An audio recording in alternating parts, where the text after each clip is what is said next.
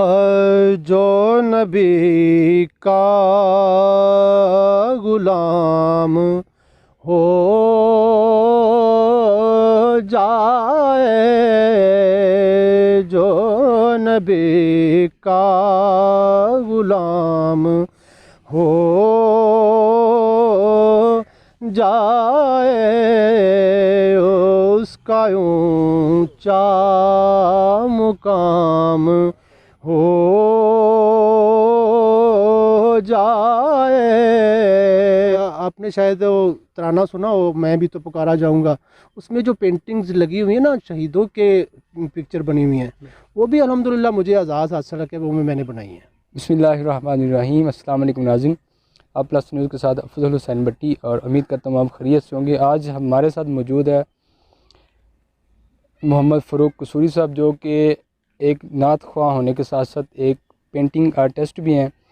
उनका कहना है कि वो दुनिया के किसी भी मतलब कोई भी तस्वीर हो, चाहे कोई जानवर हो, चाहे कोई बिल्डिंग हो, इंसान हो, या किसी किस्म की तस्वीर हो, उनके लिए बनाना जो बिल्कुल आसान है। हम उनसे जानेंगे वो ये पेंटिंग जो करते हैं वो इनका बचपन का शौक़ था, या इन्होंने अपने इसको रोज़गार के लिए, जिस तरह लोग इसको कारोबार के तौर पर चुनते हैं, उस तरह इन्होंने चुना और इसको सीखा। आइए उनसे बात करते हैं। जी फ़रूक भाई, बहुत शुक्रिया कीमती वक्त देने के लिए। सबसे पहले तो हम आपसे जो ये प्रोग्राम का आगाज़ नाज शरीफ से करेंगे, तो हम आपसे जो मेरे नाज़रीन हैं वो आपसे नाज शरीफ सुनना चाहते हैं।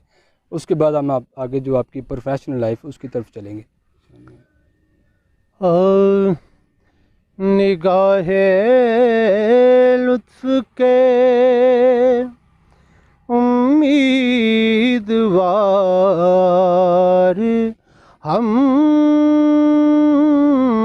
भी हैं, निगाहे लुत्फ के उम्मीदवार हम भी हैं, लिए हुए तो दिले बेकरार हम भी हैं, जो सर पे रखने को मिल जाए नाल पाके हुजूर,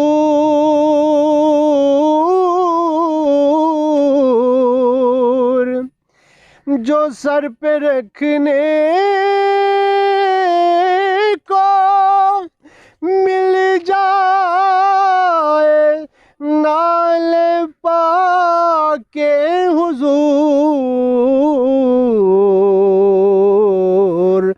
तो फिर कहेंगे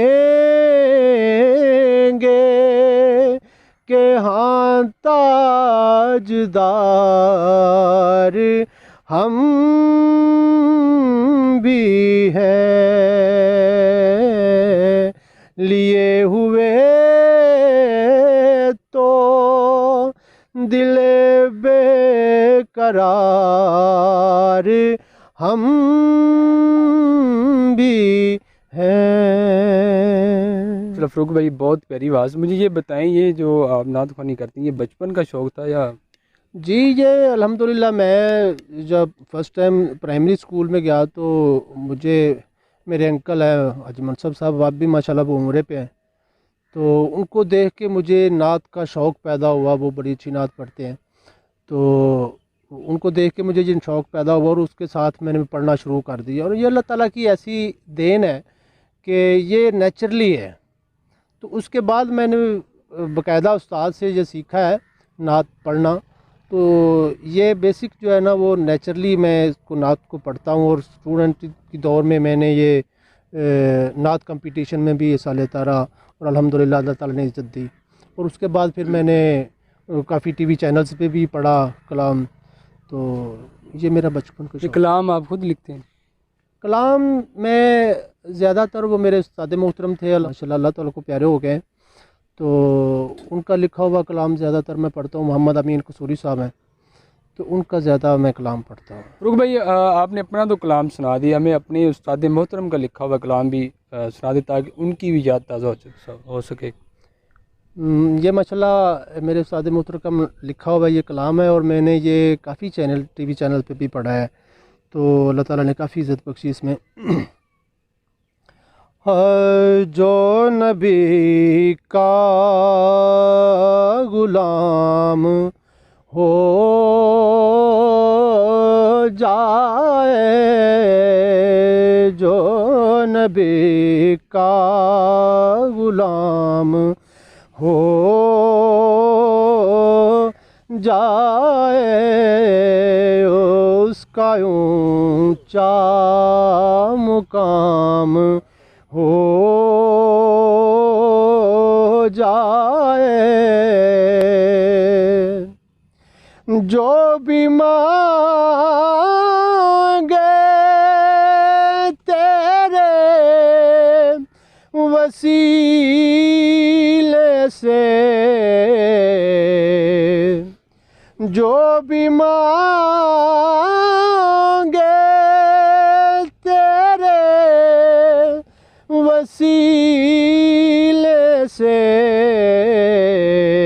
बात पूरी तमाम हो जाए, उसका ऊंचा मुकाम हो जाए। नात पढ़ता रहूं सदा में अमीन, नात पढ़ता रहूं सदा में अमीन, उम्र यूं ही तमाम हो जाए, उसका ऊंचा मुकाम हो जाए, जो नबी का गुलाम हो जाए। सुभान अल्लाह। फ़रूक भाई, आपकी माशाल्लाह आवाज़ बहुत प्यारी है, आप इतने अच्छे नात ख़्वां। उसके साथ साथ आप जो पेंटिंग आर्टिस्ट का भी जो ये ज़ुम्मा आपने उठा रखा है, ये कैसे मैनेज करते हैं? ये देखिए, असल में ना जो आजकल ट्रेंड है ना, वो नात को लोग ना बिज़नेस के तौर पे देख रहे हैं, लेकिन मेरा कुछ मुख्तलिफ है। मैं नात को सिर्फ़ हुज़ूर की अब तारीफ़ के लिए पढ़ता हूँ, अपने शौक़ में अल्लाह ताला को राज़ी करने के लिए। और अल्हम्दुलिल्लाह अल्लाह ताला ने बड़ा अच्छा फ़न दिया है। अल्लाह ताला मेरे उस्ताद की मग़फ़िरत करे, राना मोहम्मद नकी साहब मरहूम, वो भी दुनिया से पर्दा कर गए। तो उसको वहाँ से मैंने लिखाई राइटिंग का सीखा। उसके बाद मुझे पेंटिंग का शौक़ था, तो उसके लिए मैंने फिर काफ़ी स्ट्रगल मुझे करनी पड़ी। मुझे अपने दूसरे ज़िला में जाना पड़ा। उसके बाद फिर मुझे क्या नाम है उसका, एबटाबाद तक मैंने ये इसके काम को सीखने के लिए जाता रहा। मेरे उस्ताद मोहम्मद अमजद साहब हैं, तो आजकल वो उधर ही हैं। तो उनसे मैंने ये सीखा, सीखने जाता रहा। यानी कि ऐसे ही बाकायदा, मतलब ये नहीं कि मैंने किसी कॉलेज में इसका कोई डिप्लोमा किया है, नहीं। ये भी अल्लाह ताला की कुछ ख़ास करम नवाजी है मुझ पे भी, कि ये मुझे कोई ख़ास मेहनत नहीं करनी पड़ी। तो कुछ ही मैंने सलाह ली है उस्ताद से और अपना काम शुरू कर। ये आपका बचपन का शौक़ था? जी अल्हम्दुलिल्लाह।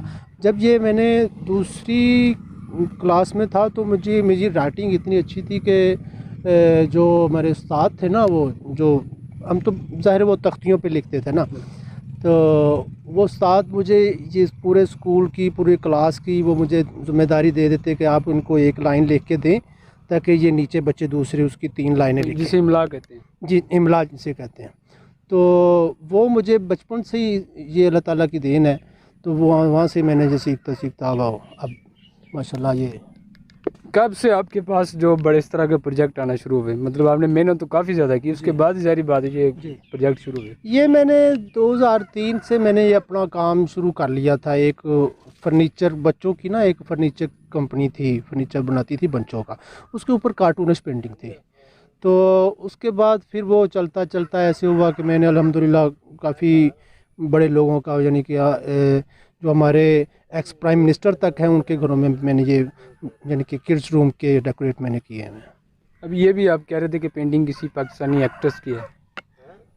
जी, वो ऐसा हुआ कि मैं कहीं ना किसी घर पे मैं पेंटिंग बना रहा था तो उनको अच्छी लगी, तो उन्होंने कहा कि ये मुझे ये चाहिए, ये पेंटिंग चाहिए। तो फिर मैंने वो करके दिया। मैं नाम लेना मुनासिब नहीं समझूंगा, क्योंकि फिर ये पाकिस्तान की तो वैसे नहीं पिक्चर, ये किस मुल्क की है? ये टर्किश है, टर्किश पेंटिंग है। वहाँ की ना कोई तारीखी बिल्डिंग है, तो उसकी ये पिक्चर है बेसिक। तो ये पेंटिंग में ये चलें आप शुरू करें, हम देखते हैं, साथ साथ अपने नाज़रीन को भी दिखाते हैं। तकरीबन कंप्लीट की तरफ ही है, हल्का सा वो है, इसकी हाईलाइट रह गई है, तो वो इसके साथ साथ हम करते जाएंगे। तो बाकी जो है ना इसका तकरीबन काम, ये इनके पाँव बना रहे हैं आप? हाँ, इसके अब पाँव छोटा छोटा या काम, इसके कुछ साए वगैरह रहते हैं। अच्छा फ़रूक भाई, मुझे वैसे एक बात की समझ नहीं आई कि ये पेंटिंग है उन्होंने लगानी है कहीं दीवार वगैरह पे या फ्रेम में, इसकी जगह पे वो पिक्चर भी लगा सकते थे, आम लोगों को तो नहीं पता चलना। तो ये इतना खर्चा, इतना नहीं क्या नहीं उनको फ़ायदा? नहीं नहीं, ये ऐसे नहीं होता। वो कोई प्रिंट नहीं लगवा सकते। ये प्रिंट वगैरह को शूट वगैरह में काम दे जाते हैं, कहीं से दूर से कैमरा लगा। ये असल में पेंटिंग जो है ना, ये बड़ी प्रोफेशनल, असल में इसका एक अपना इफेक्ट होता है पेंटिंग का। तो एक तो आपने शायद वो तराना सुना हो, मैं भी तो पुकारा जाऊंगा, उसमें जो पेंटिंग्स लगी हुई है ना, शहीदों के पिक्चर बनी हुई हैं, वो भी अल्हम्दुलिल्लाह मुझे एजाज़ हासिल है कि वो मैंने बनाई है। माशाल्लाह, वो इस्लामाबाद जाके वो ISPR का काम था, तो वो भी अल्हम्दुलिल्लाह मैंने भी उसको किया हुआ है। ज़बरदस्त हो गए। चलें आप शुरू करें साथ साथ।